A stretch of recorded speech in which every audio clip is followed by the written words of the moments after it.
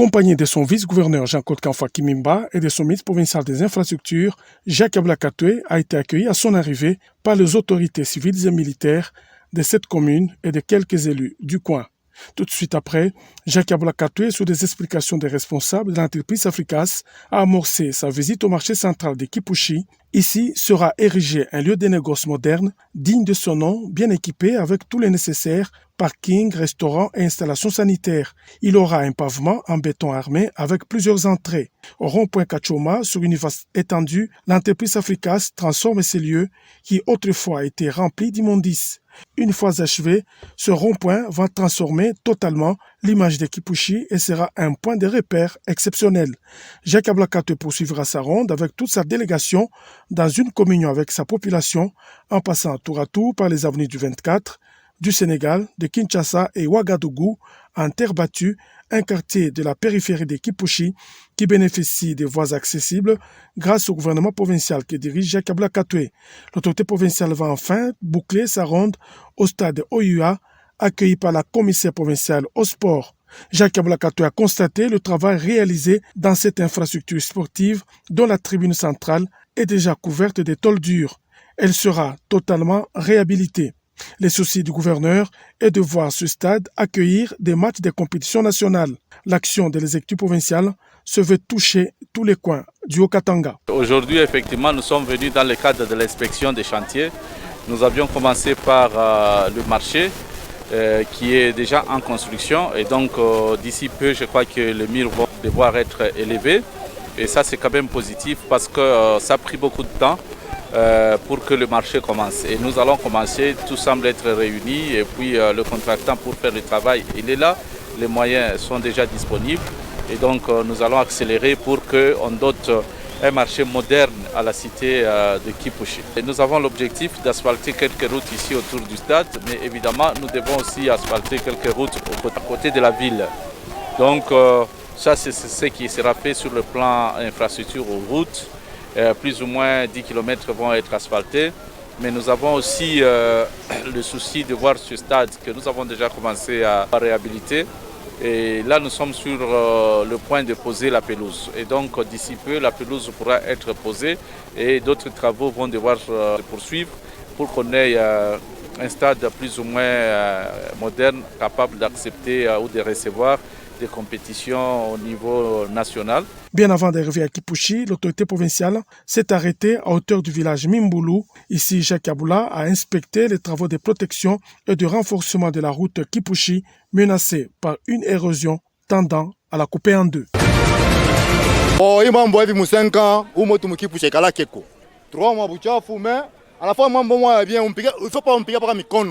Niko na furaha sana juu ya baba guverner wetu wa ndani Aboula Katoué, mambo anetufanshi juu ya kututengenezisha ko na shibalabala mumwetu kutonekanisha ko saa bantu tunaanza kutembea paka mupotopoto atukuyuake namna kutembea suritu mumvula mumwetu murikuya mushakuya atujue kama ni pori ya je, lakini baba guverner hivi anetukumbuka ko shi tukunamwombea Mungu sana se endele paka hivi. Tunashikia botamu shi tukuba motar mais mambo anafanya ni mambo moja bien sana.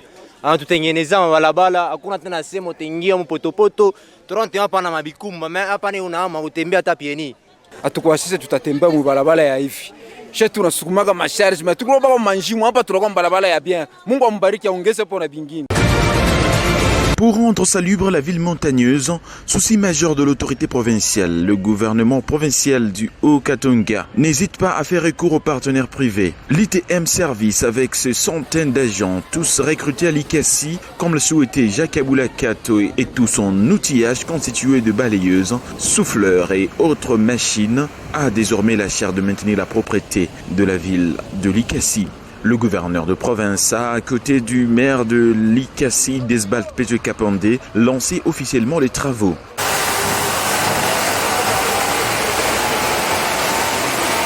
Jacques Aboula Katoué a suivi les explications sur le fonctionnement de ces engins capables d'entretenir régulièrement plusieurs avenues. La population n'a pas manqué d'encourager par des applaudissements et de cris de joie son gouverneur.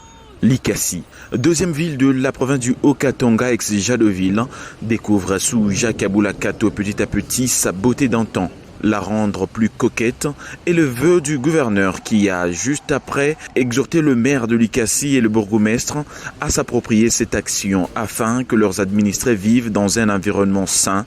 La population de Likasi est donc invitée à observer les notions de salubrité pour appuyer les efforts du gouverneur qui se domine pour son bien-être.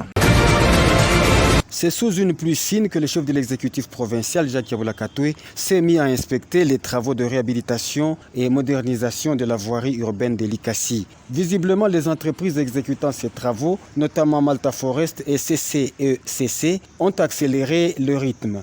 Chacun sur son tronçon où Jacques Aboula Katoué s'est rendu pour rendre fluide le trafic sur toute la ville de Likasi et en particulier les tronçons allant du rond-point Kolwezi vers les tunnels. Les engins sont en marche pour colmater les bains de cochons et nids de poules qui avaient érigé domicile à cet endroit.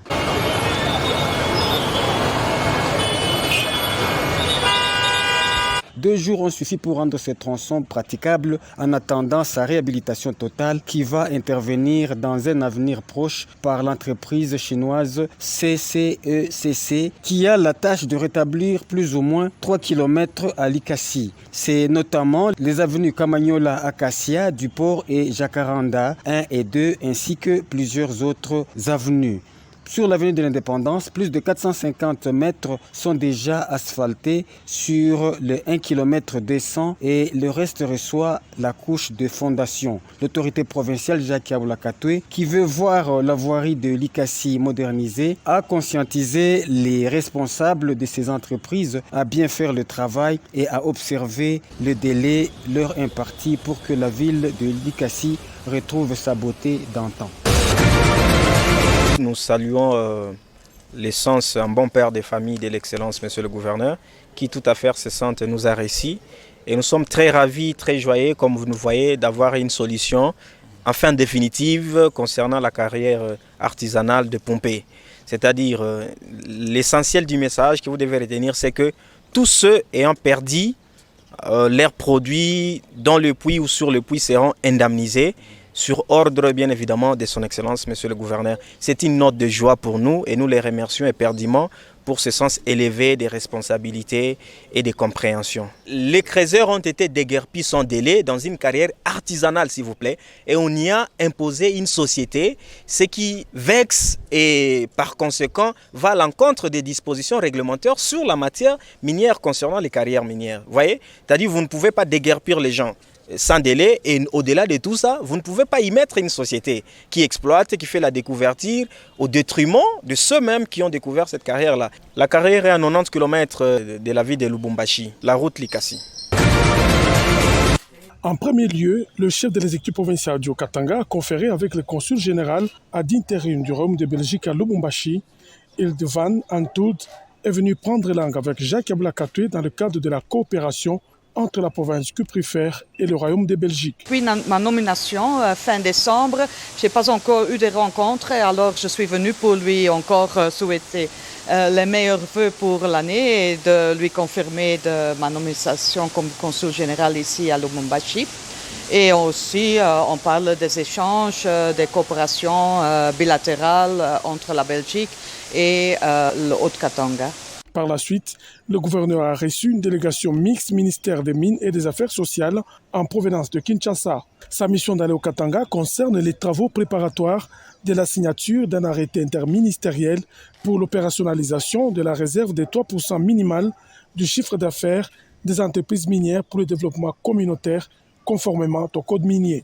C'est une mission préparatoire à l'opérationnalisation des entreprises minières, de l'organisme chargé de gérer les 0,3% minimum de la dotation de chiffre d'affaires, le cadre du développement durable. Poursuivant ces activités du jour, Jacques Aboula Katoué a réuni la maire AI de Lubumbashi et le bourgmestre de cette commune dans la salle de banquet du gouvernorat pour une communication sur la salubrité et la gestion des immondices dans leurs entités respectives. C'était pour une importante communication et d'accentuer notre plan d'évacuation d'immondices sur tout le plan de la ville, sur toute l'étendue de la ville de Lubumbashi.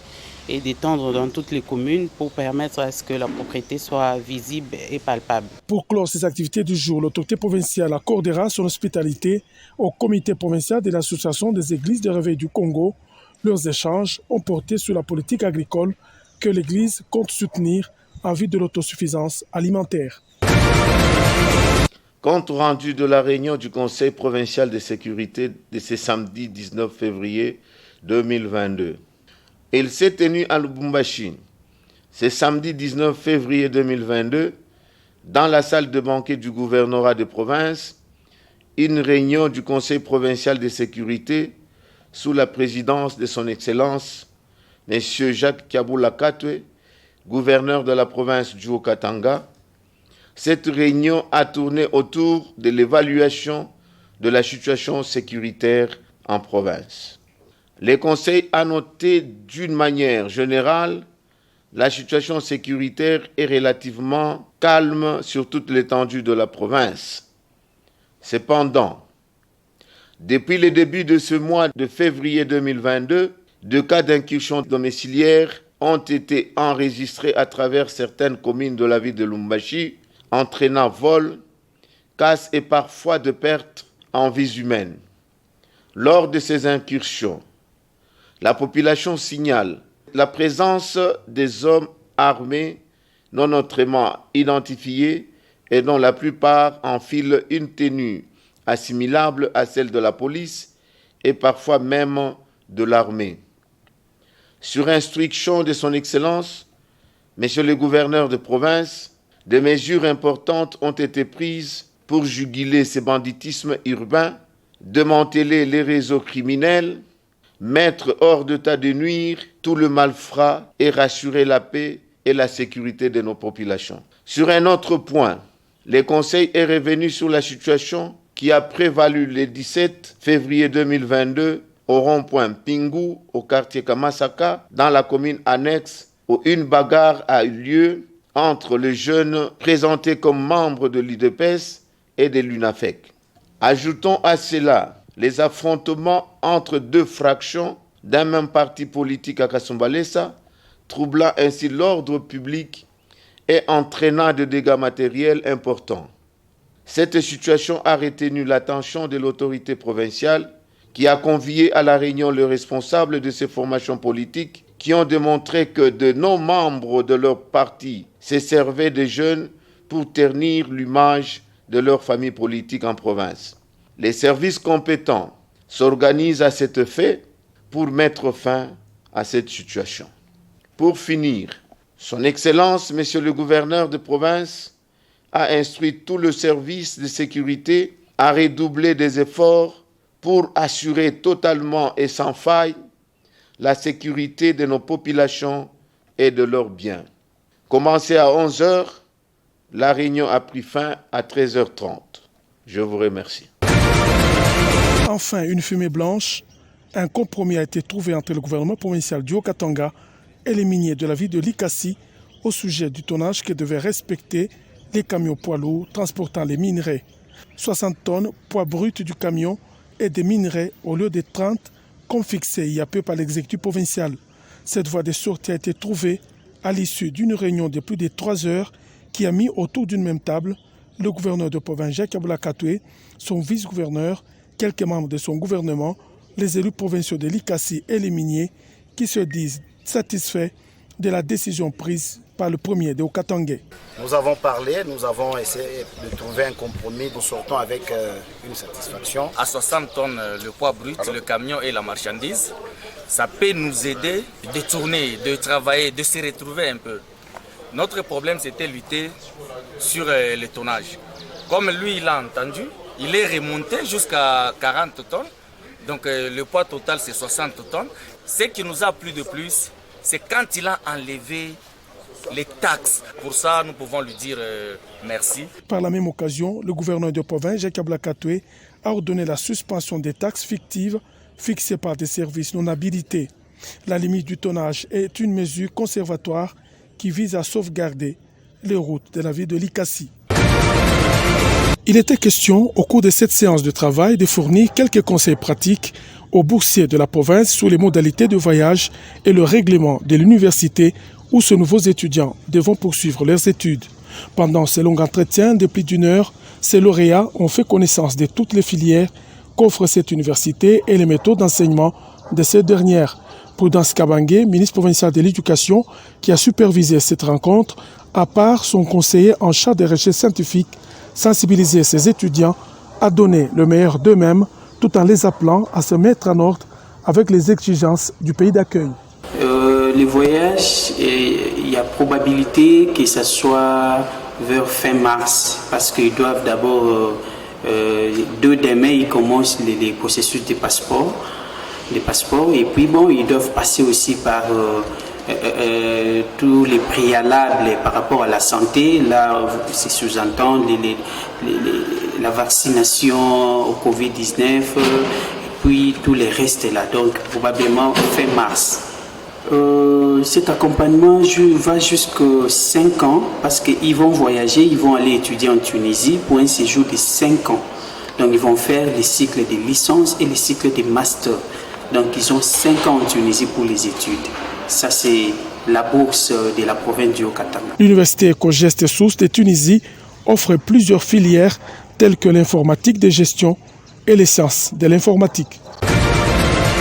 C'est en marge des préparatifs de la Journée internationale de la femme qui sera célébrée le 8 mars prochain et de différentes autres activités du mois de la femme mars 2022 que les femmes de la SCOGO sont venues présenter leur plaidoyer et programme d'action à la patronne du genre en province. Cette société de gynécologie obstétrique a prévu plusieurs activités de sensibilisation et caritatives pour les femmes vulnérables au mois de mars prochain et sollicite l'accompagnement du gouvernement provincial dirigé par Jacques Aboula Katoué. La ministre du Genre, Léopoldine Salilan Condé, a pris en considération leur plaidoyer et a promis de faire part à la hiérarchie pour un meilleur accompagnement. Au sortir de cette rencontre, la chef de la délégation de la SCOGO, Jeanne Ngoï Kalongo, s'est montrée visiblement satisfaite de cet échange. Il y a des organisations que nous allons réaliser, entre autres le lancement même des activités pour le caravane motorisé et pour les consultations gratuites dans les milieux périphériques de Lubumbashi, chez les personnes vulnérables, entre autres les femmes. Et nous allons aussi sensibiliser les filles dans les différentes écoles. Pour les consultations, nous allons nous baser surtout sur le dépistage du cancer du col, cancer du sein et les consultations prénatales. C'est tout ce que nous allons toucher durant le mois de mars. Elle a été une mère, elle nous a répondu favorablement. Elle va s'y mettre en tant que femme et responsable du genre et famille. Plusieurs sites de la régie des eaux Lubumbashi sont spoliés par des tiers à tel point que si l'on n'y prend pas garde, la nappe aquifère sera spoliée. Le constat a été fait ce mercredi 23 février 2023 par la commissaire provinciale aux affaires foncières Cécile Kalabamwewa qui avait dans sa suite les directeurs provinciaux de la régie des eaux, les chefs des divisions de cadastre et les conservateurs des titres immobiliers. Cette ronde a commencé par les sites stratégiques de Kimilolo 2 où une bonne partie est déjà spoliée. Le même constat a été fait au quartier Loano-RVA dans la commune de Roachi et du côté Kassapa. Ici, Cécile Kalaba a même exigé que l'on déterre quelques bornes déjà placées. Partout où elle est passée, la commissaire provinciale aux affaires foncières, Cécile Kalaba-Mwewa, a d'une manière méthodique sensibilisé les occupants de ces 3 sites de la régie des eaux à libérer les lieux et à ne plus acquérir les parcelles auprès des chefs de quartier et bourgmestres pointés du doigt accusateur par plusieurs occupants. Nous allons nous mettre autour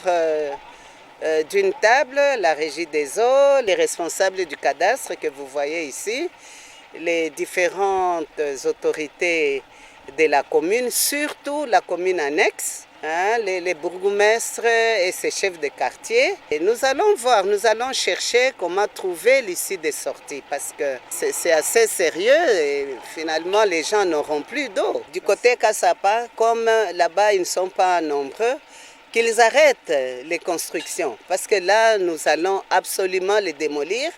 Ils ont été avisés par 2 ou 3 fois, mais ils s'entêtent, ils continuent. à construire et je crois que la solution finale, nous allons passer tout simplement avec la brigade de démolition pour essayer de remettre la Régie des eaux dans ses droits et lui permettre aussi d'exercer ses activités en toute quiétude. Pour sa part, Ignace Ilunga Kabulo, directeur provincial de la Régie des eaux Katanga, a alerté sur les dangers que court la ville de Lubumbashi pendant que les sites stratégiques de la Régie des eaux sont spoliés. La desserte en eau dans la ville de Lubumbashi est en péril. Si nous ne prenons garde, nous nous retrouverons dans une ville sans desserte, sans eau.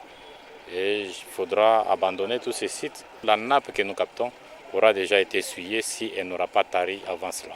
À l'issue de cette visite, Cécile Kalaba-Mwewa a promis de faire rapport au gouverneur de province Jacques Yabula Katwe pour que la Régie des eaux soit rétablie dans ses droits les plus vite possible.